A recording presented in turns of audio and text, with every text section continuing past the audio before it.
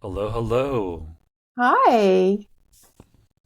Eileen Rudisell Miller, also known as Rudy Miller. You are a commercial artist, a product designer, and a paper doll artist. Is that correct? That is correct. That is correct. That, Okay, good. yeah, Welcome. thank you. Rudy, you majored in art. I Yes? did. Yes. Okay, you majored in art. Why? Why art? So I started drawing before I could like spell. So Mm-hmm. I was drawing as a tiny child, as a very small child, drawing all the time. And I continued to draw all my life. And I took art courses throughout high school. Mm-hmm. And um, it was just the the thing that made me happiest. So yeah, it's just where I went. I mean, I just had to go there. There I'd never thought about doing anything else really. Um, and just a little interesting story that did happen in high school art class. At one point in high school art class, an alumni from my school came back from college, and she was at an art school majoring in fashion illustration, which I didn't know was a thing. Right. And she started showing us the high school students her portfolio. And I was like, that's it. That's what I'm going to do. That's what I want to do. That is just You just exactly what I want to do. knew all of a sudden it made sense. Yeah, it was kind of like, okay, here's this profession that's out there that is perfect. That I didn't even know that it really existed. Mm-hmm. Um, and when she came to our class and showed us her work, I was like, oh, perfect. That's it. So That's it. when I was applying to art schools, I was looking for an art school specifically that had fashion illustration as a major. Mm-hmm. Um, yeah, and that's why I ended up going to Moore College of Art in Philadelphia. So that was your major. Is that what it was called? Fashion illustration? Yes. Yeah. Yeah. Now, what was that like? Here you are, you've been drawing since you were a little girl. You've continued drawing as you grew. You took some art classes in high school, but now you're in the real world, meaning you're an adult, you're 18 and over, and we're on a different level here. And you've chosen to study fashion illustration. What was that like? What would be a typical day, for example? How does one study to be a fashion illustrator, or at least back then? Um, so the way art school was set up at that time, I don't know if it's still the case because things have changed so much because this was, 2 centuries ago. Um,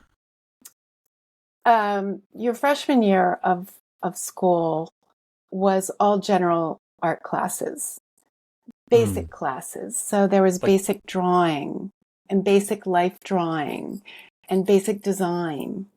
Because it was a college where you were getting a bachelor's degree, there were also humanities courses that you took, and history of art courses and things like that. So freshman year was really designed to help guide you into your major to make sure that you were headed in the right direction. mm-hmm. Um, yeah, so gosh, art school was just the greatest experience for me. It was like heaven. It was probably the best 4 years of my life, like overall. Was In liberating. Yeah, well, I grew up in York, Pennsylvania, which is a very conservative town in Pennsylvania. I grew up going to Catholic school. It was Me boys and too. girls, but Mine too. I had a very homogenous existence growing up. Mm-hmm. And I mean, I had great parents and a great family and all that. But coming to Philly and, all of a sudden I'm living in Center City. So Moore College of Art is right on the Benjamin Franklin Parkway, right in one of the most beautiful parts of Philadelphia, where there's so much culture and so much going on. And so if there's a parade on Sunday, it goes right down the parkway, which was right where I lived, So my whole world expanded tremendously, both, personally, culturally, and um, in what I was studying. My drawing classes at Moore, I had some really great drawing teachers, and they just opened me up and just taught me how to draw in a whole new way. And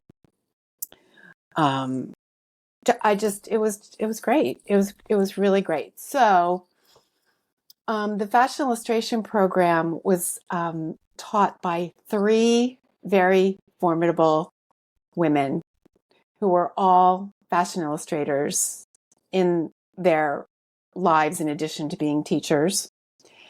And they were terrifying. Oh.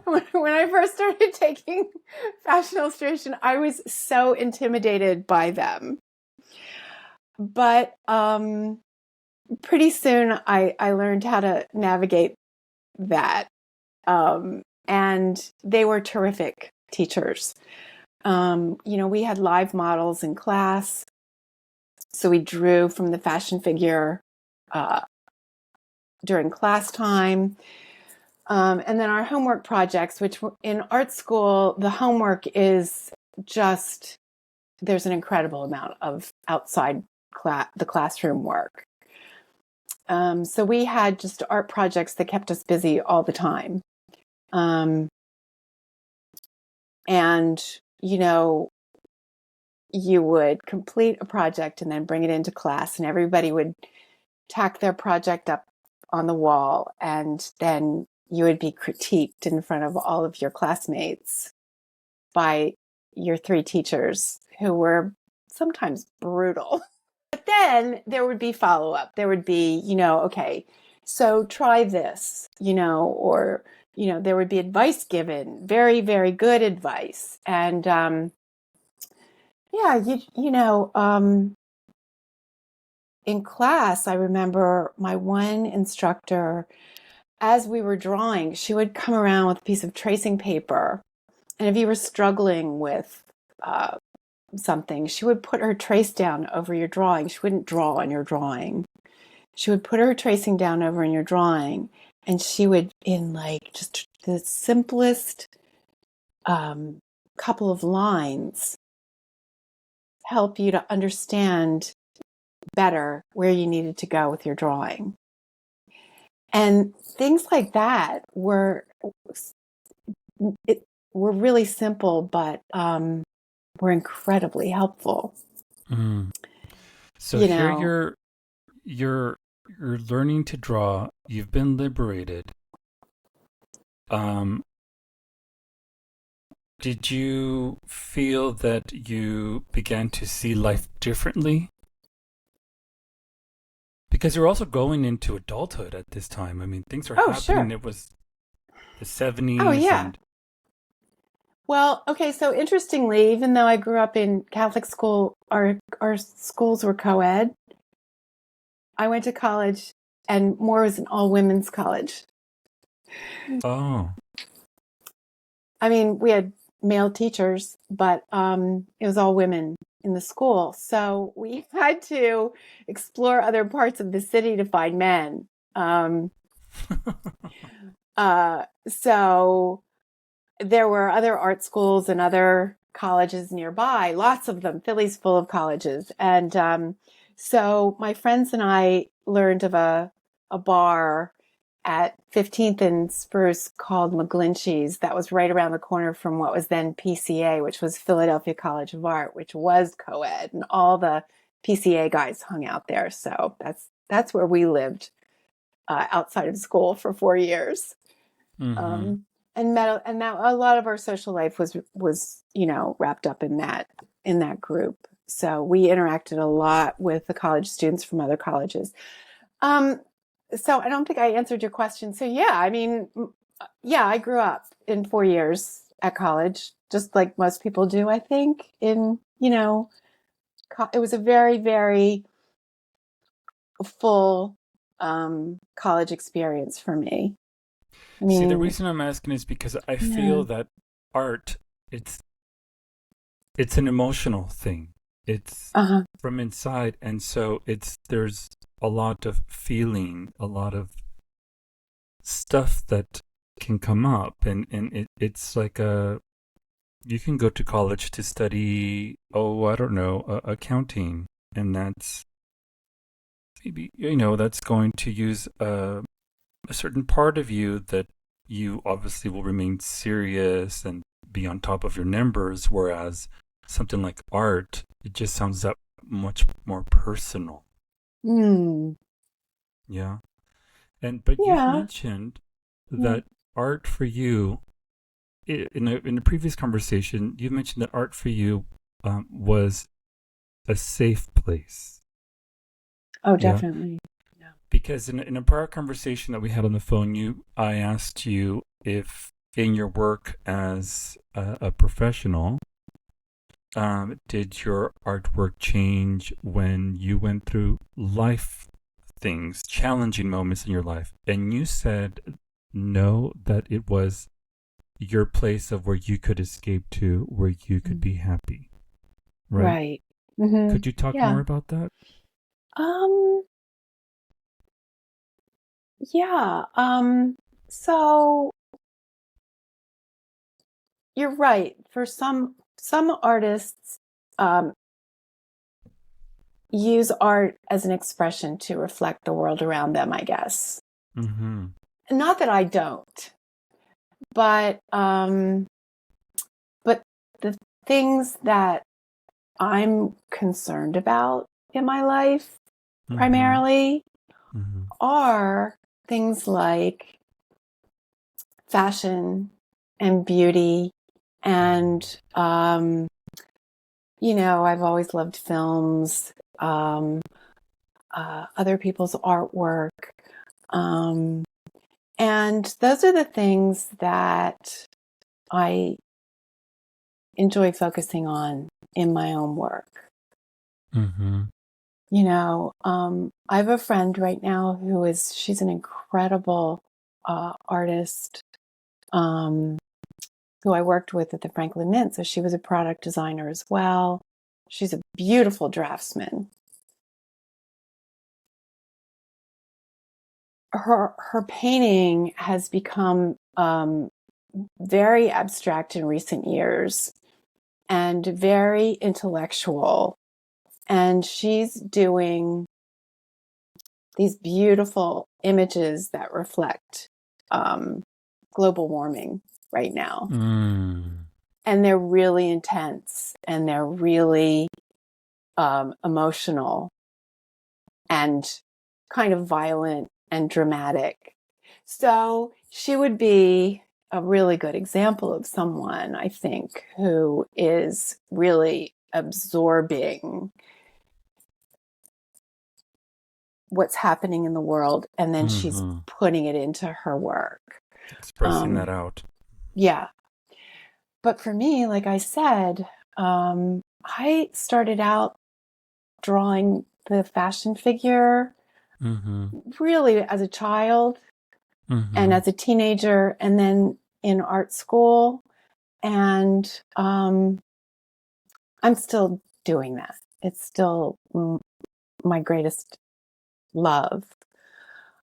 That being said, I also a lot of my drawing teachers in school who weren't commercial artists, who were fine artists, you know, there was always this push and pull between the fine art group and the commercial art group in art school. They didn't like each other so much. And Oh. I was sort of caught in the middle because my fine art teachers loved the way I drew the figure and loved my drawings and really encouraged me to pursue painting, which I did. And I ended up minoring in painting in school. And so I didn't want to be completely categorized as this girly girl, you know. I also wanted to explore, you know, the these other parts of myself. And so I have some older works that I was doing in Philly of drawings of old buildings with smashed windows and things like that that were really attractive to me, that were very romantic to me and beautiful. And so I did a lot of work like that that just um, did have to do with another part of myself and another side of what appealed to me visually. And I'm still painting, but I'm kind of now really embracing beautiful things in my paintings. So I've been doing a lot of florals over the last few years. And a couple of years ago during COVID, actually, I took a painting class with a dear friend of mine who's just an incredible Renaissance style painter. And I took an online class with him that was so challenging. And I just wanted to, you know, exercise those muscles and kind of, you know, shake myself up a little bit. And anyway, during his class, we were required to do a lot of still life painting. But I was determined that if I was going to be doing something that was really challenging for me, I was going to do something that I loved. So I just went around the house and gathered up, you know, beautiful plates and colorful teacups and, you know, fruit and flowers and beautiful fabrics, and just started creating these gorgeous, colorful, patterned still lives. And so that's kind of where my head's been at over the last few years with my painting. But I think it also still ties into, you know, what appeals to me as a fashion artist too, because I do a lot of beautiful pattern work in my fashion work, my paper doll work. Would you go to your art specifically when you were, say, having a problem in your life? Would that be a place of like, oh, I'm going to make time today to go to my art because I'm having an issue with this or that, or was that just not a thing? Um, I think not really sure that it was conscious that way. Mm-hmm. But what I will say is I probably draw or do some kind of art almost every day. Beautiful. You know, and even when my children were small, Mm-hmm. um, I cut back my work schedule when they were babies, but we did have a babysitter for part of the week so that I could do my work and do my Have time artwork. for your art. Yeah. And now, how many years have you been working as a paper doll artist? Let's see, about trying to think. I think I did my first book for Dover in 2006. In So it's 2006. And almost did you 20 years. and did you play with paper dolls growing up? Yeah, that's a good question. Not so much, Mm-hmm. honestly. I mean, I had a couple sets of paper dolls and I certainly knew what they were. I loved dolls as a child though, and I played with dolls until I was like way too old to be playing with dolls. It's Yeah. never too old. Yeah, and I still have like all my Barbies and all their clothes, Oh, and great. I do. It's beautiful. You know, and I have a little doll collection and yeah, so I played with dolls a lot. Um But but not not paper dolls specifically so paper much. dolls, right? Yeah, yeah. Okay. And I'm really not a paper doll collector. Um, Even though since I've been doing them and since I've gotten to know so many other paper doll artists over the years, I've tried to collect things from all of the artists that I know Mm-hmm. um, because I admire their work. And yeah, so I keep these things in my little doll cabinet. I keep like the artwork from all of my paper doll artist friends in with my little doll collection. So they all live together. And now something that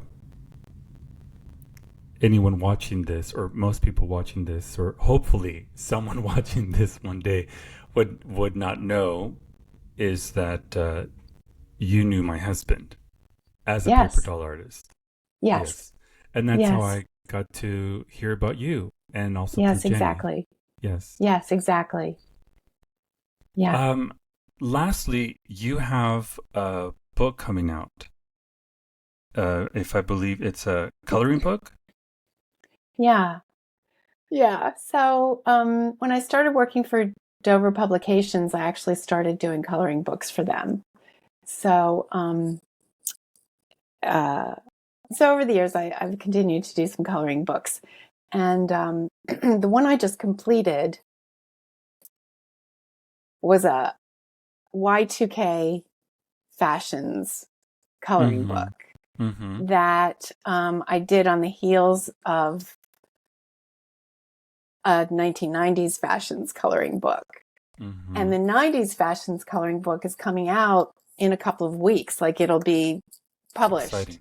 Great. and released in a couple of weeks. Now, the one I just finished about Y2K fashions um, won't be out for probably another year. Takes a while. And how Um, would you describe your version of what Y2K fashion was? so, um, so Y2K was the year 2000 when everybody thought the world was going to come to an end for some reason, I did too. right? I drank the Kool-Aid, yes. And when it didn't, I of know. course, everybody was pretty happy Oh, about that. okay. Uh-huh.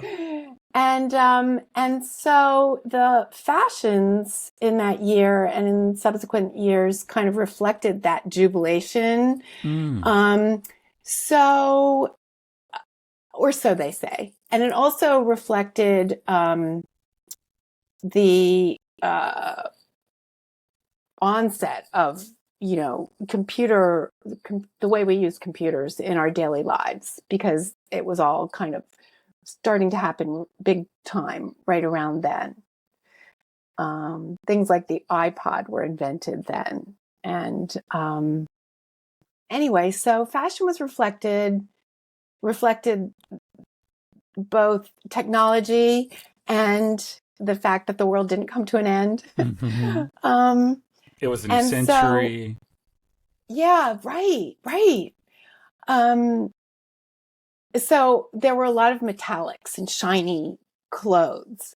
That was a really big trend.